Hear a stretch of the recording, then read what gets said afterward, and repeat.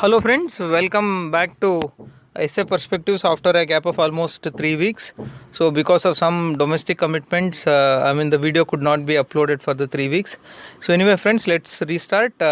Since in the intervening period the essay paper of this year is out, so we have decided to take up the topics that are asked in this year's essay paper for essay perspectives one after the other. So the topic for today is the process of self-discovery has now been technologically outsourced. Obviously friends, before I proceed, the personal request is that third edition of my book Ethics, Integrity and Aptitude is out. So you please buy original book. Original books are available on the seller Arvind India from Flipkart and on Amazon from the seller Affordable. Thank you. Friends, given that this year's essay paper had slightly tricky and twisted essay topic, so all of you are I'm sure are eagerly waiting to understand as to how this paper has to be approached and how should your strategy be for the next year. But anyway friends, I prefer discussing all those things at the end. So first let us finish this the discussion on today's essay perspectives essay topic. Then we would jump into the nitty-gritties and intricacies of this year's essay paper and also what should be our strategy for the next year. Thank you friends. As always, so for this topic also, the strategy remains the same. You have to conceptualize the essay as being made of various components and subcomponents. First you will give introduction, then you will explain the major essence of the topic, then you would discuss the major planks, major issues or major dimensions of surrounding this topic. Then we would discuss the merits of technological outsourcing, and then we would analyze is outsourcing of self-discovery really bad, and then we would conclude. Okay friends, I feel the best way to start this essay is by reciting the story of Buddha's self-discovery. As we all are aware, Buddha was born as a royal prince, Siddhartha. So he was brought up in a royal environment, not exposing him to any of the sorrows or grief. So but later some four sights, one of a dead corpse, second of a old man, third one is a sick man, and fourth one is of a sannyasi, that an ascetic. So churned thoughts in his mind, and he renounced everything, that is great renunciation, and he went in search of truth to discover himself, and finally he got enlightenment. All of us are aware. But so you should have, I feel the best way to start this essay is by invoking this story and by arguing that in this entire journey of Buddha was able to discover himself, Buddha was able to understand himself, Buddha was able to attain enlightenment without resorting to any technology.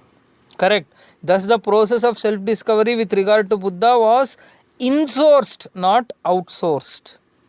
Okay, he was searching for truth within himself. Okay, he did not source that work out to someone else. So by writing like that, you can very well continue stating that however, so but modern days have changed and people have started searching for themselves, not inside but outside, through technology. So like that you can write, and you can start off this essay on a very impressive note.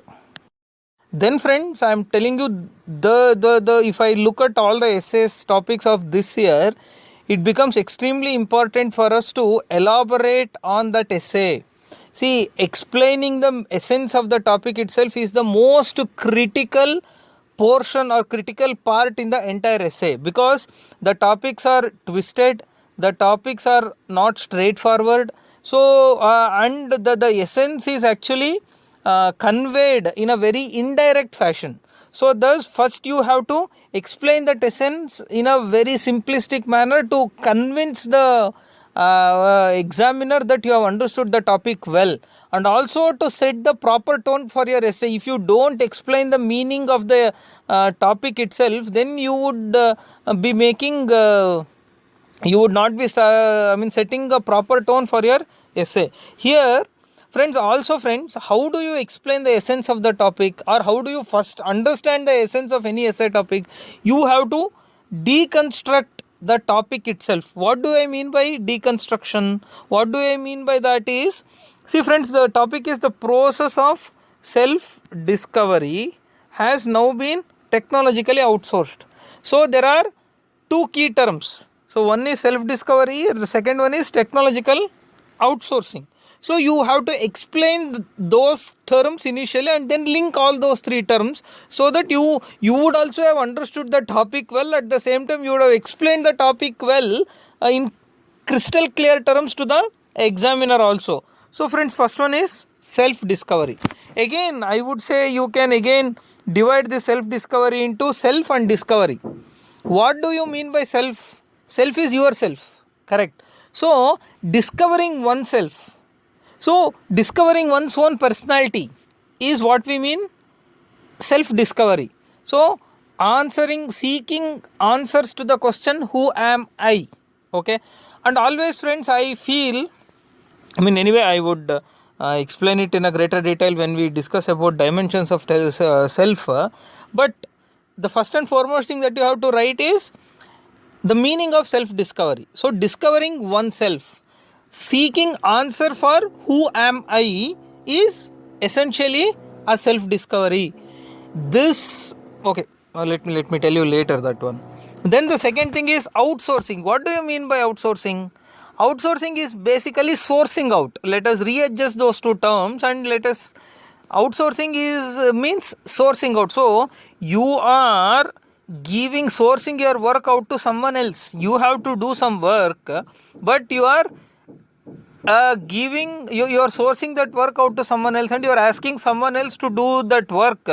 In return, you are giving them something. Okay, that is basically what do we mean by outsourcing.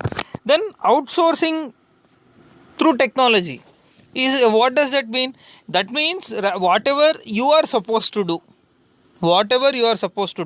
you are seeking the help of technology to do the same, is basically technological outsourcing. Okay, now let us link all the three things: self-discovery, outsourcing, and outsourcing to technology.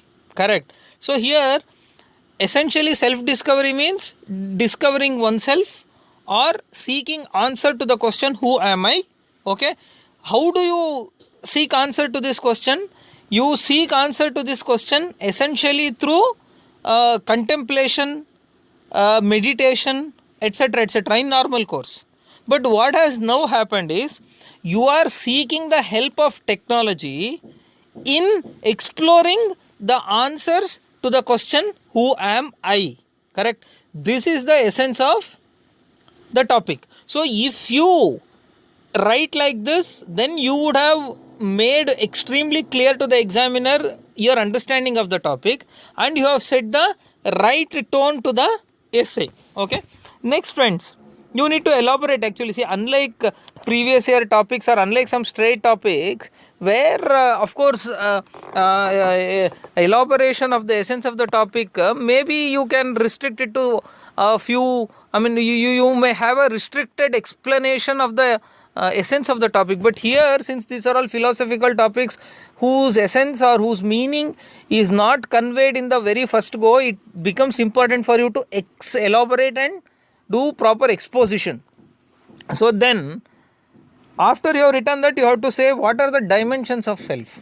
Of course, who am I? What do I mean that? What do I mean by that?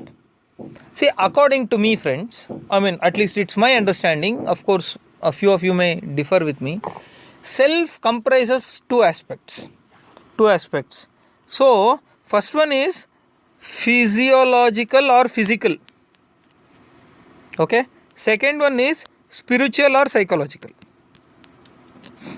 Correct. There are two selves. Physical, which is our body. Spiritual, which is our mind. So these are the two major dimensions of self according to me. I have to, what do you mean by self-discovery? That also I have tried to give two dimensions to self-discovery. Self-discovery according to me means, first one is self-awareness. First, I have to understand my physical body. Second, I have to understand my spiritual body. My spiritual self. Physical self and spiritual self. And the second dimension is self-regulation. So, essentially, these are, all of us are aware, the two major components of emotional intelligence. Correct. What do you mean by self-discovery? First, you have to be aware of yourself. That means you have to be aware of your physical self. You have to be aware of your spiritual self. That is one aspect of self-discovery. Second thing is self-regulation. Correct. See, self-discovery does not end at realizing or getting awareness about yourself. It extends to regulation of the same. See, let us take the example of Buddha only. Buddha realized that desire is the cause for sorrow. Correct. But later, Buddha did not just get that realization. He also enunciated some of the techniques in the form of eightfold path to how to regulate yourself, your desires, so that you will not fall prey to any grief. Correct. So thus self-awareness and self-regulation, these are the two major aspects of or dimensions of self-discovery. So thus the process of self-discovery essentially means getting awareness about one's physical self, getting awareness about one's spiritual self, then learning to regulate one's physical self, learning to regulate one's spiritual self. So friends, if you have seen my videos, I always say you have to concretize the abstract topics. Correct. Self-discovery is an abstract topic. How have you concretized it? Through these things. Correct.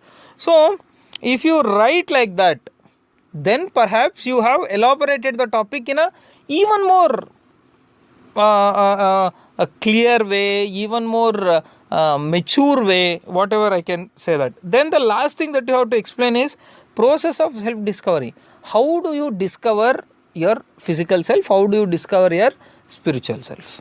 Okay.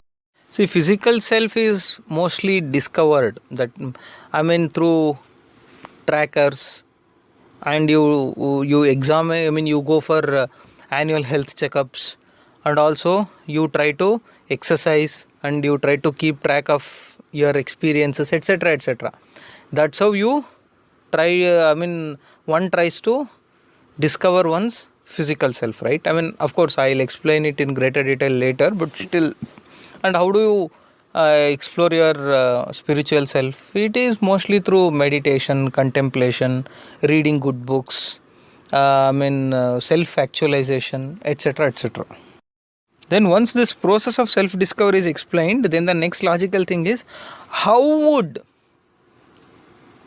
technology facilitate or help in this process of self-discovery?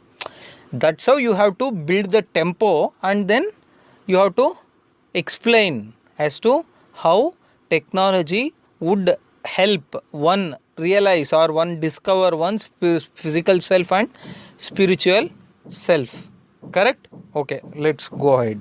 Friends, at the end of the previous slide, we explained the process of self-discovery, and then now once the process is explained, it is our duty to explain as to how technology would facilitate one in that process of self-discovery, right? So the major manifestations of technology in that self-discovery can be categorized into three. 1, 2, 3. So the first one is reliance on social media. See friends, social media has become both a tool as well as it is both a boon and bane so far as self-discovery is concerned. See, let me explain. First one is that social media we seek to form an opinion about self from the opinions given by others. Whether you have lost weight, whether you have grown tall, whether you are looking brighter or not, is mostly your opinion of yourself, your awareness of yourself, which is one of the major components of self-discovery, is decided by the comments and likes of your friends on social media. Correct. So thus, and also social media would help you group with like-minded people, and it would help you to pursue your own passions, interests, exchange views, etc., etc. So your exchanging of views would also concretize your clarity or concretize your opinion about your own self. So thus social media helps you get an opinion about yourself, gives an awareness about yourself. Also, social media gives you a platform to exhibit your talents, to analyze your strengths and weaknesses. So okay, let me give you an illustration. Suppose you are very good at painting. Painting is your inner calling. Let us think so. So I mean, why you draw a nice painting and then put up that painting on social media, then you would get to know how people react to it. Then finally you would understand, okay, that is your strength, you do, that is your strength or that is your weakness, etc., etc., etc. Thus it would help you discover your strengths, discover your weaknesses.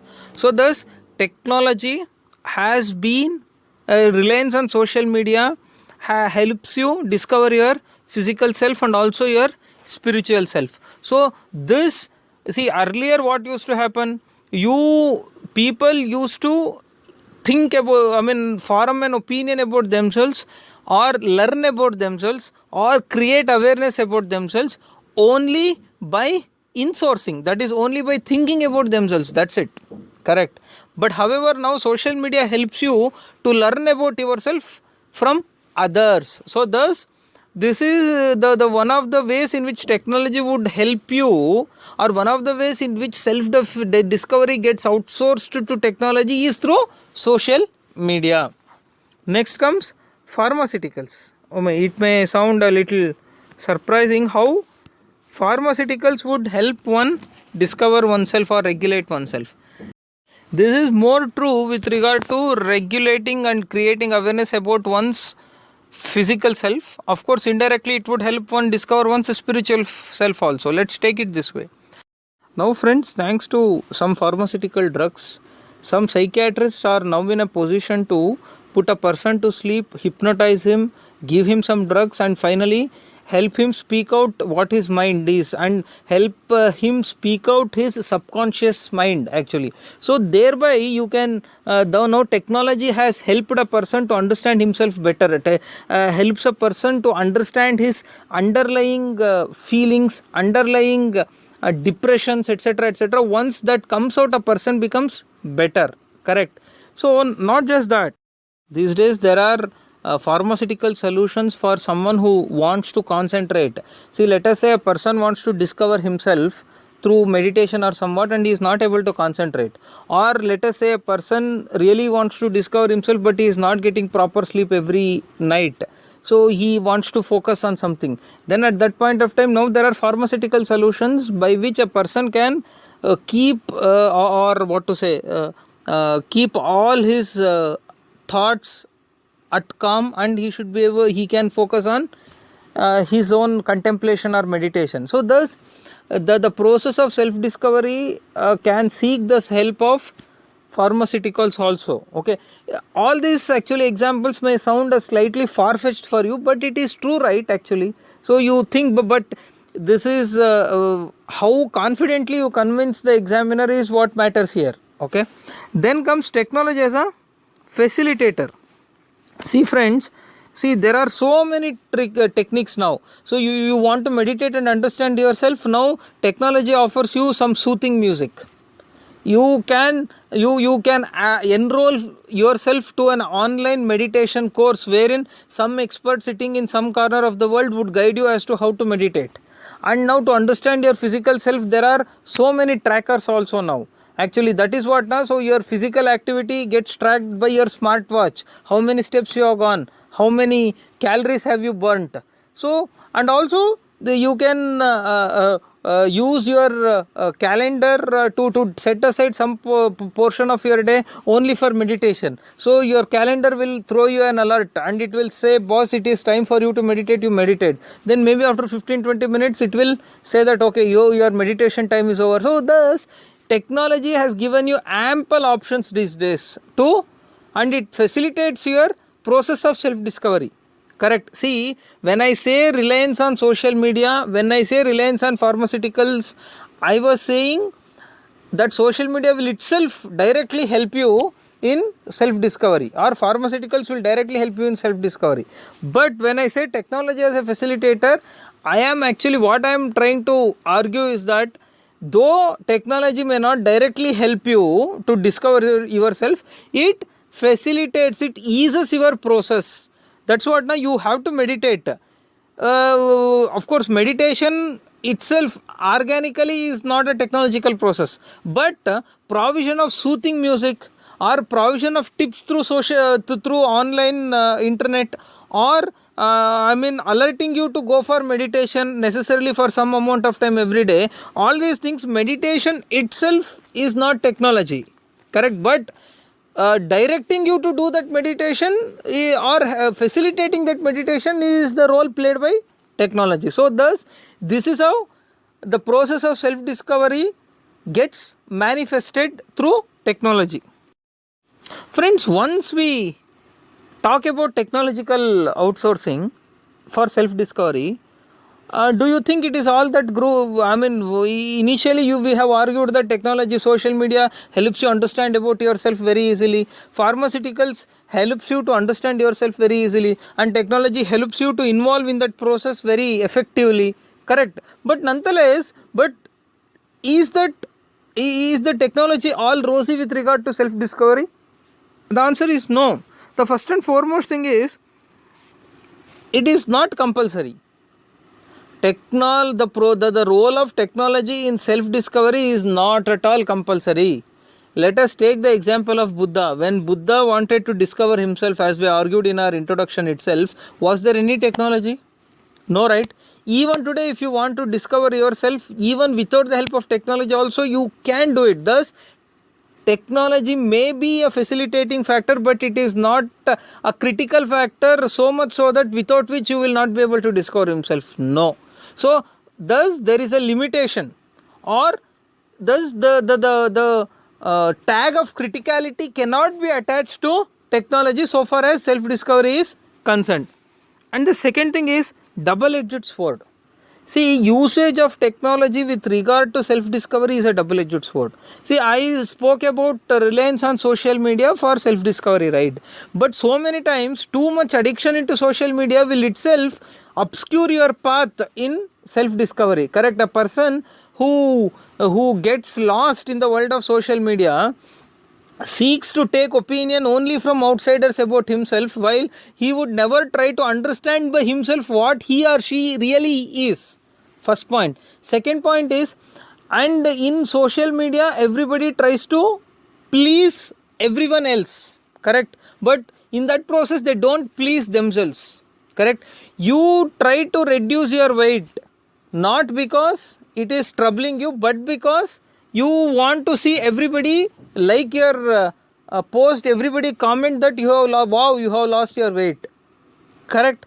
So you want to maintain six packs, or you want to maintain a robust body, not because it helps you to keep up good health, but because everybody in social media would say wow to your post on that, correct? So too much reliance on social media is a double-edged sword. Also, let us take another example.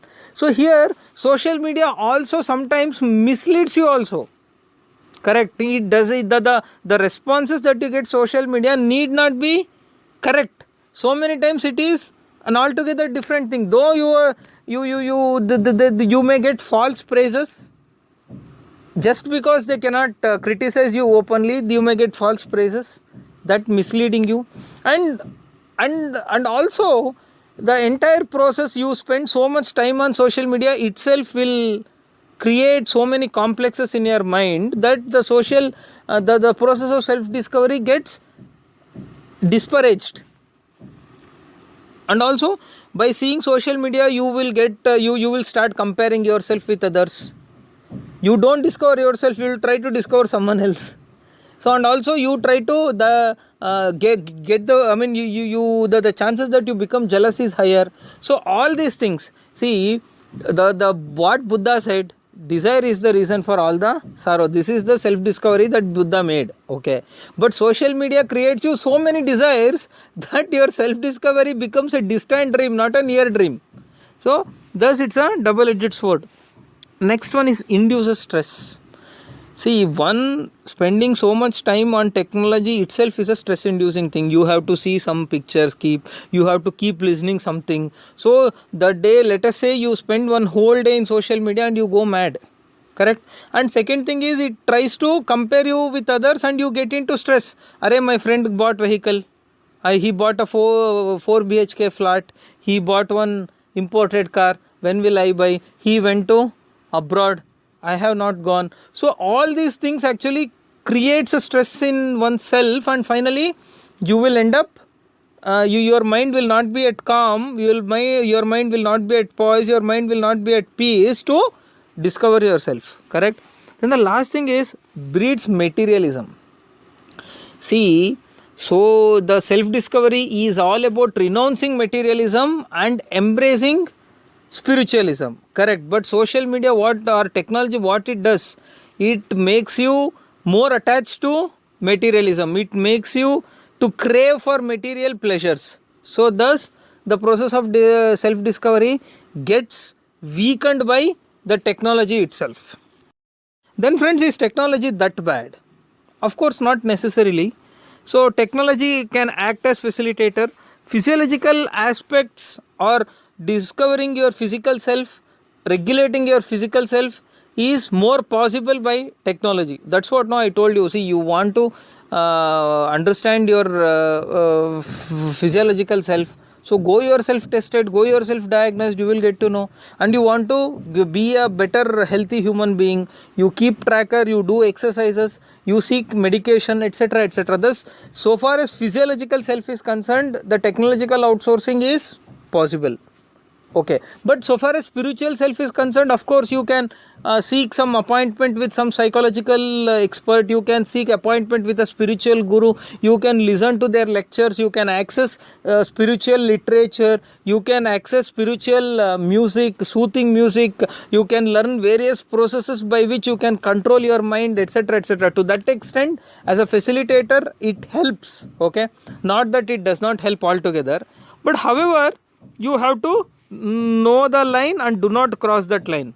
You should know what to see in social media. You should know whom to consult. You should, whatever is taught in the through the technology has to be assimilated and practiced by yourself, and you should not go overboard.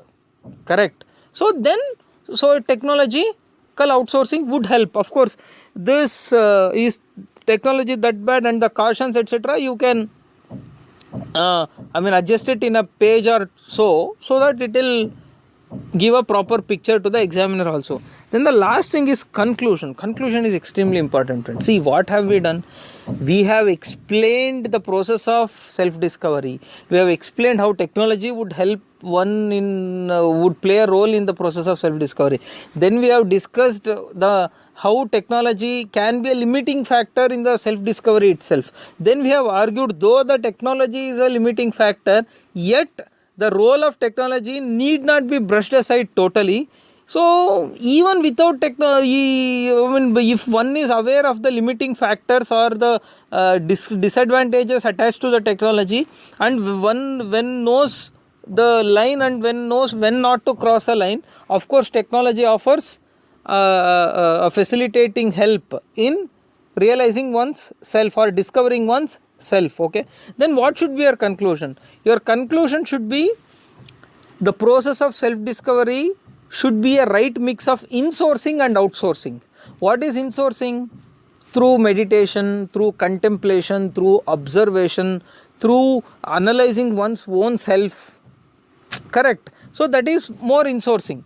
So you can add some technology to that insourcing, and that would the right mix of insourcing and outsourcing would help a person discover one's self more effectively rather than being totally dependent on technology. Correct? Friends, this is a slightly tricky topic, yet we have elaborated on that. See friends, if you observe, in my entire talk actually I have laid more emphasis on explaining the essence of the topic itself. See, when the topic is not straightforward, so explaining the essence of the topic should take a major portion of your essay. Okay, that is very important. All other things, then arguing for it and arguing against it and giving an analytical touch to it will form a lesser portion of it. Correct. Otherwise, normally we would not take, we would restrict explaining the essence of the topic itself for a very say 10-20%.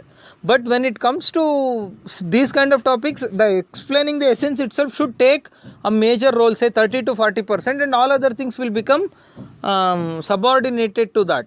Okay. So I think this is the way in which you can write a good essay on that. Friends, this video is not over, because I told you at the beginning itself, so we will discuss about this year's essay at the end. So now this year's essay topics we need to understand a little bit, and how are they and how to strategize, and let's discuss about that now. Friends, you may wonder why did sir not discuss about this year's essay topics at the beginning itself, and the strategy for this year's strategy for approaching next year's essay in the beginning itself. It was a conscious thing. I did not want to discuss that first and then explain about perspective on one of the essay topics as this year. See, the idea is, friends, most of you may have seen my previous videos, and now you have seen this video also. Friends, I personally feel you only think and tell me, is there a major change in the way I have approached this essay topic? I feel no. Maybe some minor changes are there, but still all the techniques that I used to apply for previous essays, like conceptualizing it as being made of components and subcomponents, or giving concrete meaning to the abstract things, all of these things I have applied to this topic also, and finally I have written a good essay. What I am trying to tell you is, this year essay paper, though sounds to be a bouncer, though looks to be over the head, but it is not entirely different from the type of essays that were asked in the previous year. So the first and foremost thing is, don't panic, friends. There is definitely no need to panic that I am these type of essays I cannot write, these topics I cannot understand, so I think UPSC is not for me, or I am sure essay will be very difficult next year also. So first and foremost thing is, no need to panic. Okay, because I personally feel, even now I feel, the topics, though they are not straight, though they are slightly tricky, yet the essay paper is not that difficult, provided you understand the topics well and you go ahead. Okay, so first and foremost thing is, no need to panic. And of course, friends, no need to panic now, and in the exam also you should not panic. See, the moment you see these type of topics, the first thing that happens is you get panicked and you think that all these topics I cannot answer. If you get into that conclusion at the beginning itself, then writing the essay becomes near impossible task. That is what has happened to most of the aspirants. This UPSC is your personality test. Even mains is personality test. So only those aspirants who maintain their composure throughout the exam will definitely become successful. See, friends, even when I wrote my 2014 essay paper, of course, for that year it was a bouncer. In those circumstances it was a bouncer. Why? Because until then there used to be only one essay. In that year they asked 2 essays, and also until that year the essay topics are mostly very straightforward, one on science and technology, or women empowerment, or in democracy, etc, etc. So the mindset of the aspirants is that the essay will be on some standard topics, or about the topics which we would have read in other GS papers. But suddenly that year 2 essays were asked, and essay topics were altogether new. That philosophical touch was started. But yet, the only thing even today I feel made me write a good essay and get good marks, as my other batchmates, is also that we did not panic. The moment we saw the topic, we did not panic. We tried to understand those topics well. Okay, so thus next year essay also, you in the exam hall itself, don't get panicked. You have to stay calm and then think. And also friends, just because this year's essay has been a bouncer doesn't mean that next year's essay will be a bigger bouncer. No. UPSC has this habit of giving surprises in one paper or the other. Sometimes they give surprise in ethics, sometimes they give surprise in GS1, sometimes in GS2, and this time it may be in a essay, that's it. So no need to panic. And the second thing is, friends, understanding the hidden meaning is the key. Every time friends, the mistake that we commit is that we don't try to understand the meaning by deconstructing the essay topic into keywords. If you understand the meaning, it becomes easy. See, here also the topic just now that I have explained to you, if you are able to understand the meaning of self-discovery, if you are able to understand the meaning of technological outsourcing, if you are able to link these two, then you have understood the hidden meaning and then you are free to write a good essay. But most of the times if we see the topic, we don't try to dig into it. So even let us take other topics also this year's essay. History repeats itself first as tragedy and then as farce. First you should understand, see, what is history, what is tragedy, what is farce. Farce basically means comedy, right? So first some situations keep repeating, okay? If you don't learn from that situation, first it becomes tragedy because you the tragic consequences befall on you because you have not learned from your past. Second thing, if you after your tragic consequences falling on you also you have not learnt, then the third time what happens, it becomes comedy. Everybody will laugh at you. Arey, this fellow failed in the first attempt, he has not learned from his mistakes in the second attempt also, then people will laugh at you. That is the essence. The hand that rocks the cradle rules the world. It is basically about women empowerment. Who rocks the cradle? Mother. Mother is the one who builds individuals.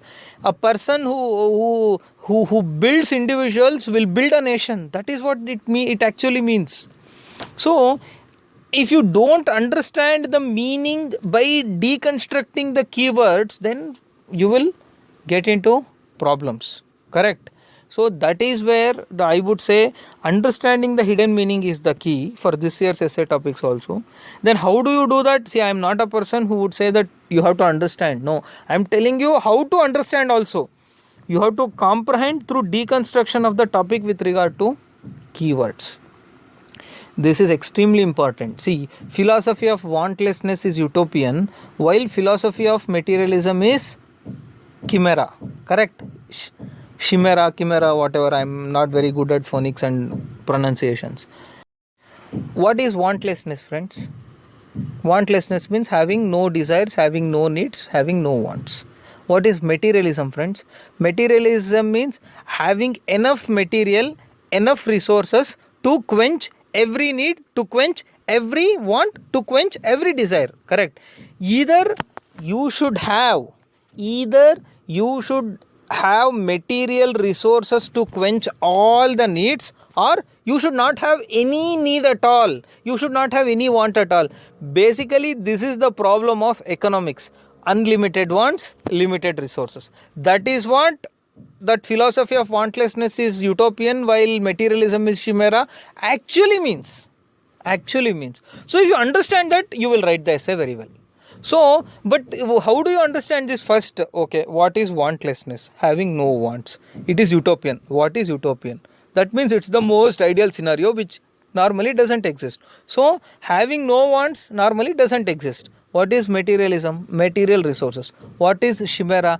Chimera is also something which is fictitious, which does not exist.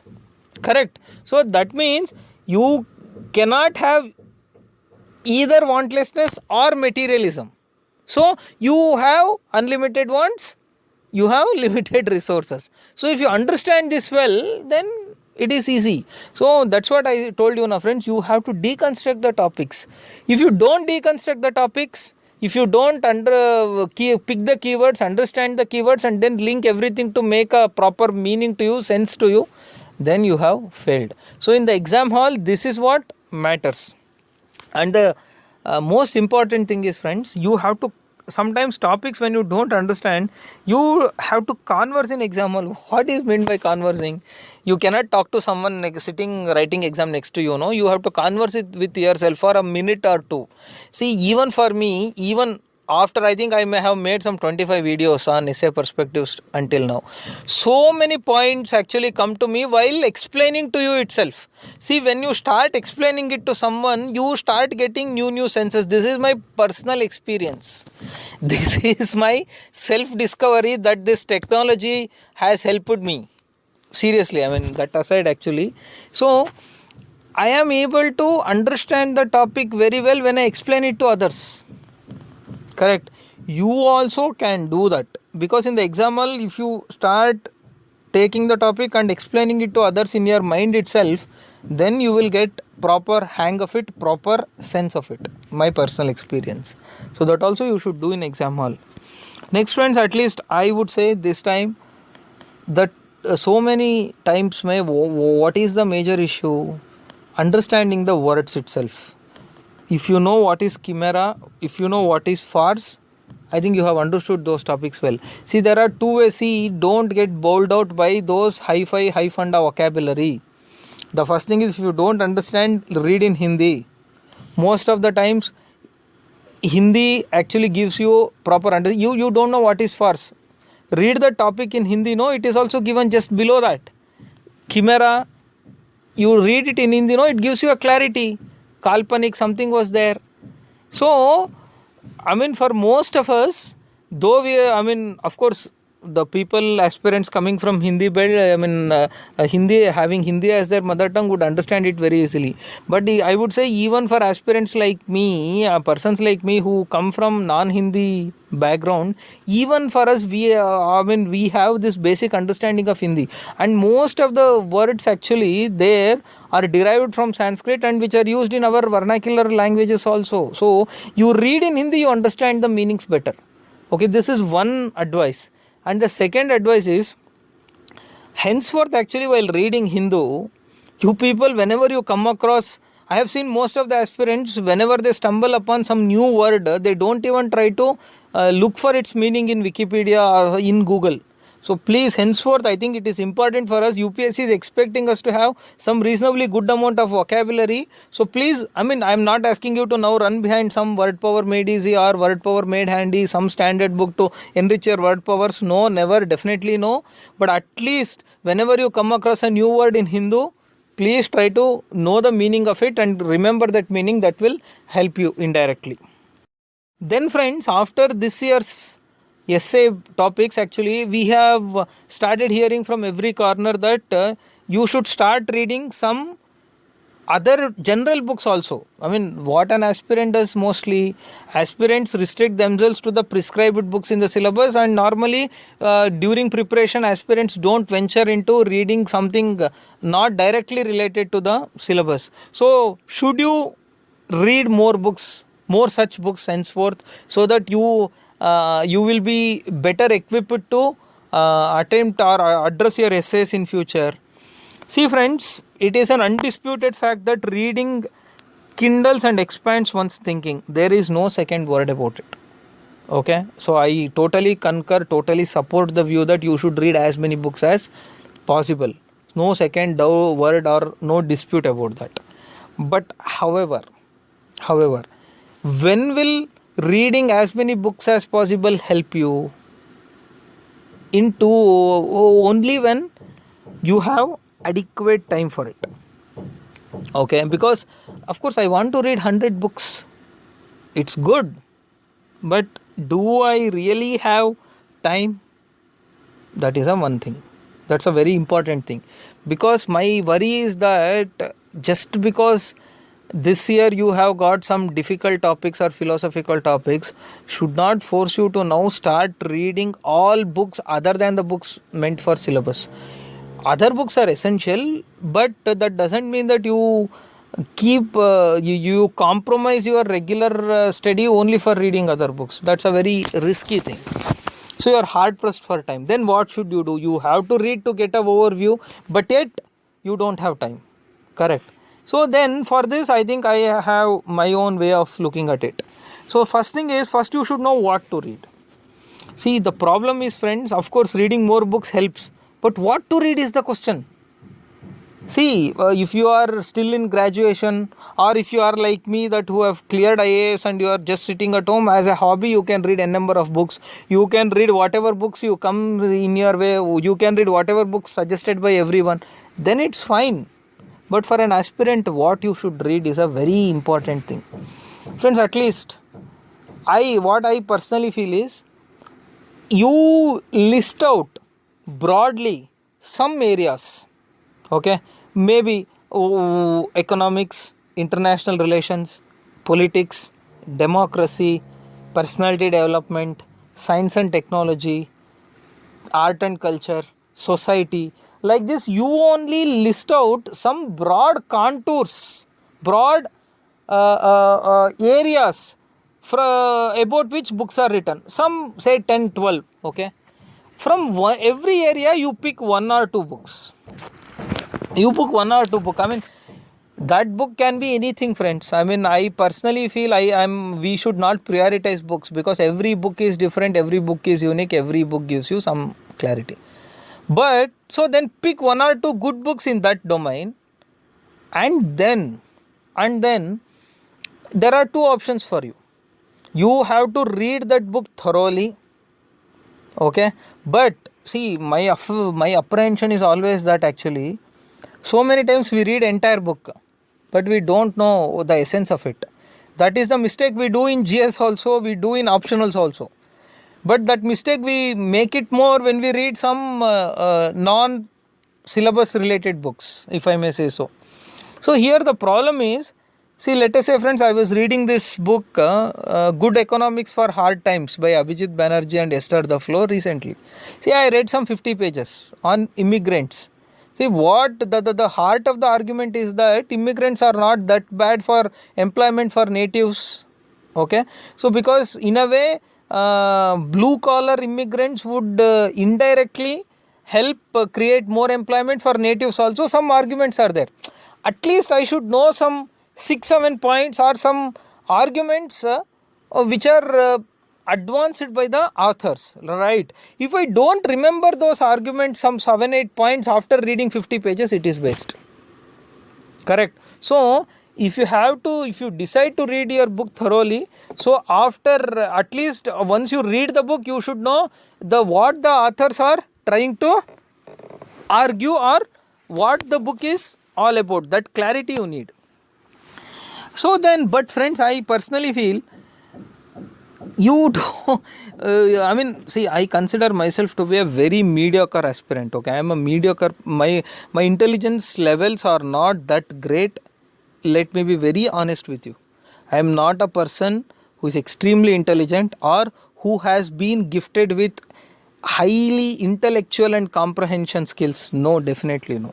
But what I would do, for a person like me, I cannot read everything, remember everything, understand everything. For me, the easiest thing that I would do is, whatever books that I have enlisted under every category, every area, every domain, I would actually search for those summaries and conclusions on various apps, even on Wikipedia, even on Google. Okay, see, there is a book, Why Nations Fail. You search about that book on Wikipedia. Wikipedia itself, it says that the heart of the argument of that book is that it is not geography, it is not economy, it is the institutions that determine whether a nation would become successful or fail. Correct. So then it talks about some exclusionary types of institutions and inclusionary types of institutions, something like that actually. So if you read it on Wikipedia, you get a perspective. Okay, so and there are so many apps now. I think there is some InstaRead, there is Blinkist. So where you get the summaries of the books actually. Rather than reading the entire book, you can very well read the summary of the book and understand it. But friends, again I am telling you, all these things you should do in such a way that your regular preparation does not get affected. Most of us, we have the tendency to run behind new things while compromising our regular preparation plan, but please don't do that. Okay, so hope I have made it very clear, because now we hear from every corner after this year's essay that you should read as many more books as possible. But of course reading helps, but you should know how to read, you should know what to read. What to read as I told you, don't read books from the same domain. Read 1 or 2 good books from every domain. Okay, then how to read? Of course, if you choose to read everything fully, then you should at least at the end of every chapter, or at least at the end of every aspect or argument, you should know the essence. So after, okay, I finished this book, but what this book essentially argues is this. I should know that 3-4 points is what matters basically at the end. Then, but if you don't have time, if you cannot read everything at one go, or thoroughly you don't have time for it, then of course you can rely upon summaries and conclusions on various apps, including Wikipedia. Okay, great. Then friends, at least what are the skills that you need to improve? Seeing from this year's essay topics, what I feel is, first thing is your exposition skills. What do you mean by exposition? Basically explanation. So you should learn that art of explaining things very well, like that contemplation and explanation. See, when you write it for a GS, one answer, it is different. So it is like, okay, all these things happened, you write it in your own words. But when you are answering this type of topics actually which are very abstract, you need to have that exposition skills, explanation skills. You should say what is self-discovery, so discovering oneself, seeking answers to the question who I am. These are the different ways of writing the same issue, but write it very well. That using good words, using appropriate words and writing well is what matters. Because I told you na, for these topics, explaining the essence itself takes some 30 to 40% of your essay. But how do you do that? How do you explain the process of self-discovery? It is important. You should write very well, write very in a convincing way. That's why these writing skills are extremely important. Then, as I have already told you, you should learn this art of comprehending through deconstructing the topic. Correct? No? I have given you multiple examples already. Then the last thing is, of course, these writing skills. How do you improve? Again, friends, I am a person who would not just say you improve this. I am a person who always tries to tell you how to improve also. So here, writing skills can be improved if you start reading Hindu carefully. Hindu is one newspaper that serves, I think, almost all the needs of UPSC. If you henceforth, rather than just reading for Hindu for its content, I think it's high time we should read Hindu for its writing skills also, writing styles also. How various authors, how various writers, editors write or convey the thoughts is what very important for us. See, this is a very abstract thing, but when you read Hindu, henceforth, if you start focusing for that writing skill along with content, it's an automatic thing. Without your knowledge only, it becomes a part of your writing, it becomes a part of your personality also. Okay friends, so wish you all the best. Of course, this is a very lengthy video, I understand, because I had to cover the topic as well as explain my views on this year's essay topic, and also give you some tips as to how you should prepare for the next year also. Okay friends, before I sign off, I just one word that I want to tell you, one sentence I want to tell you. This year's essay paper is also equally easy, provided you understand the meaning of it. Correct? So don't get worried, don't panic. So I am sure with your hard work you will be able to do next year's essay also equally well. All the best friends.